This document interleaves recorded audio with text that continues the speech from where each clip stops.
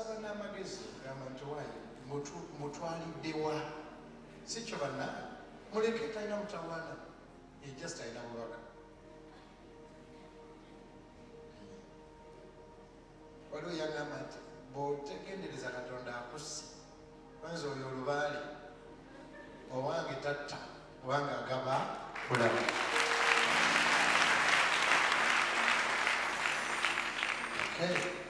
kale nja kukulaba after service ojja kumbulira bonna tofaayo kakati 40 days ezaayitawo nga Yesu azuukidde after Jesus had resurrected, yakola ebyamagero he performed miracles. gwe abasinga mwakoma wali ku Easter. Some of you stop here at Easter. naye in the book of Acts chapter 1 and verses 3 Bible egamba after he rose from the dead, to whom he also presented himself alive after his suffering by many unfallible proofs, being seen by them during 40 days, and speaking of the things pertaining to the kingdom of God.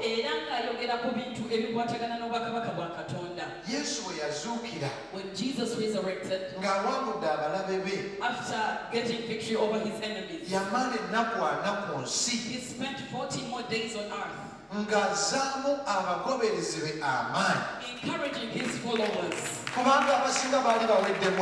because most of them were disappointed and discouraged. Thomas had backslidden. He didn't even want to fellowship anymore. Peter had gone back to fishing, and he had gone back and backslidden in so many. When Jesus resurrected, he only just went back. The church would be no more. Imagine the world without church.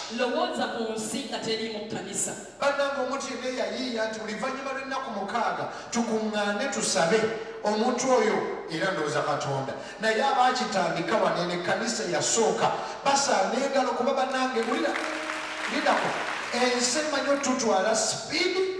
The world knows how to take high speed. Katonda Mariachi ono yafiiriddwa taata we. We have Mariachi here. He was come here, Mariachi. Come. Last Friday we said goodbye to the father. Friday we did it was similar tata and Tuesday. Kati imagine singa tewaliwo church Mariachi wayinza okujja ne bamujjukiza ati Katonda gyali akwagala. Omuntu yenna yayiiya nti buli luvannyuma lw'ennaku mukaaga tukuŋŋaanenga tujjukire Katonda ono amulamu, omuntu oyo tumukubire mu ngalo. Naye balokole. Mariachi, just in a minute. Ekisooka nga kitanga. Mpozi nsooka kwebaza abatuddukirira nga muzeeyi afudde natufaako kiro okusakadde zaali ssaawa 3:30. Nze nali ndi waka nga brother wange yaliyo n'akubisimu nanga muzeeyi afudde. Nye nneebaza mwenna abo booli muno nga batuddukirira ekiro ekyo neyanza neyanzeeke.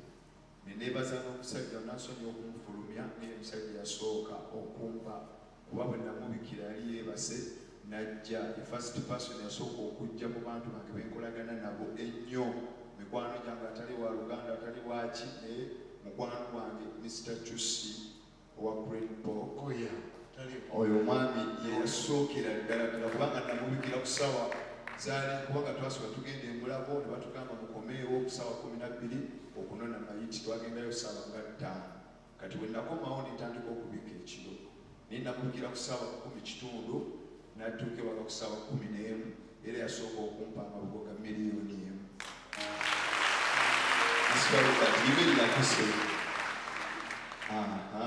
Mwebaliza ddala ate nekina alabona ne bagattako omukulukundo medadi wa Big Zone omukubire ku bugalo anyambe n'okulaba imiryako mukama wange kulaba nti muzeeyi wange asiikibwa mu kitiibwa. Omanyi kyeneebaza Mukama buli kibi maybe baŋŋambe buli kibi kiba n'ekirungi kubanga nze mbadde sikola n'akamuluma akagumu n'ekitundu naye taata wange yaziikiddwa oyinza okugamba mbadde nkola kubanga yaziikiddwa bulungi nnyo mu kitiibwa nga buli omu yeewuunya olw'emikwano gye nnina kuba nti banzirukiridde. Pasita Bugembe so akwerabiramu mpera obugalo obw'amaanyi. Ate pasita kyesinga omwebaza mu kimu bwe yabadde ayogera yanyambye n'aŋŋamba agenda kuweerera lasitbooni wa dadi, lasitbooni waffe yamuwadde papa.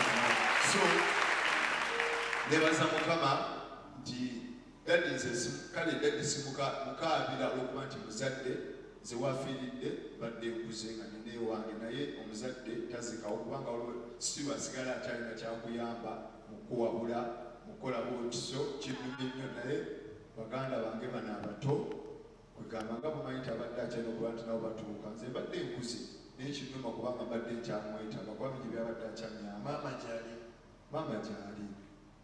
gyali ye maama ate baganda bange gye bali naye kali akatuusize nabo gwadde scholarship jakale tandooza next week Lilian tujja muweerera ng'ekkanisa paka. Amiina. So baneebaza Katonda nti mwanziruukiridde kubanga obulamu ne pasita nga tokola naye embeera eyabadde wakobadde ojjako obadde ojjawo buli luvannyuma lwa lunaku nojja lugamba Mariachi olyotya. Neebaza Katonda nensaba musonyi ebyamusobako awummule mirembe. Katusabire Mariachi.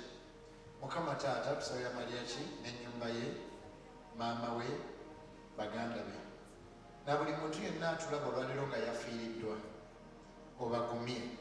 Tusabira ne Catholic Church abakatuliki bafiiriddwa Archbishop Lwanga obagumye na buli muntu eyafiiriddwa mu nnyumba ye omujjukiza ekintu kimu nti ye Katonda teyafudde. Tukwebaza kubanga wazuukira nti n'abo abafiira mu Yesu abaaloka abakukkiriza balisikira obwakabaka bwa Katonda. Weebalire Mukama gumya Mariachi n'ennyumba ye mu linnya lya Yesu Kristo Nazareti. Amen. So I want you people to imagine church, ensi without church, the world without church. When Jesus died, church the church had gone. So when he resurrected, he resurrects with a new body. The body that you're going to be given the day that you die. Somebody asked me, Pastor, how about those that died in the lake? How about those that were burnt with fire? Jesus asked, if you got maize, the seed and you buried it in the ground, would it first rot? The body, the skin that you bury it with will fail. And then the Lord shall bring a new flesh and clothe the body. Now the resurrection of Jesus means that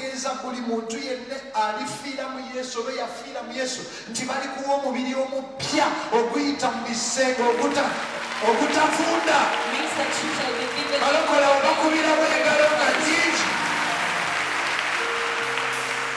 So these 40 days, God was visiting different people.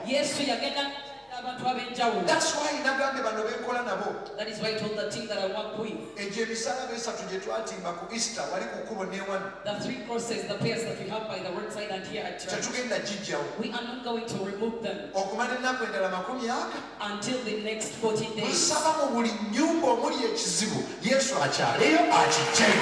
the Lord shall visit every troubled house and deal with every problem.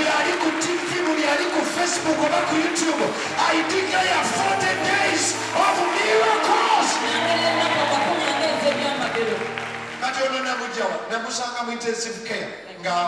I found this one in the ICU, about to die. Yesu alina manyi. Yangu wasebo. Ono namusanga. What's your name? Mugerapo. Nakusanga wa? Yogera kwenyo? ICU Emmengo. Gwe yali omulwadde. Kati nali nkolako TV nga nze yalangira omusango Light Vigi. alimvayo nga nkoze movie nga zitwala Busega n'ensituusayo n'ensituula then kati bankomawo ne bankolerawo ku Northern yali border sport bwe yankona bweti n'enziba amaaso nemba nga siraba kati ne bagamba omusajja bagenda mutala waliwo omusirikale wa traffic nenjogera amanya gange nenjogera n'amanya ga tata ne wakolera akolerawo namumuona ku masanyalaze ne bagendawo ne bagamba waliwo omwana bamukonye wali agadde tabakolera wani abasinga ne babivaako bo ne badda ku byabo kati waliwo omusajja akwamera birinnyanye yajja n'ateeka mu motoka ye ne bantwala ku Alpha awe Kasubi ne bateeka ekipa y'amazzi kati tubuuke omaliriza oli mu ICU nga nvudde awo ku Alpha nagabukirawo ku Alpha n'enzibu wamalayo ebbanga mmeka mu ICU namala ennaku ezaali mwenda nga tomanyi biri kunsi nga soogera nga siraba odde otya engulu kati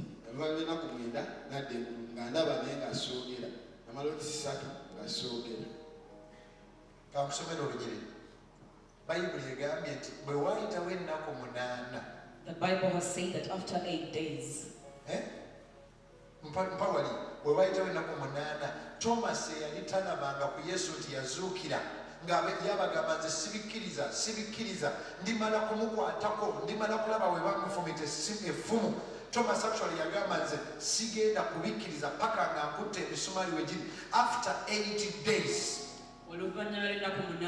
Bible egamba nti ne Thomas ku luno yaliwo. This time even Thomas was together with them. Yesu n'amugamba Thomas, and Jesus told him, Thomas, kwata mu ngalo zange. touch my palms. Ani ali ku computer ya nyambe. Kwata mu ngalo zange. Touch and feel my palms. Now Thomas was not with them when Jesus came.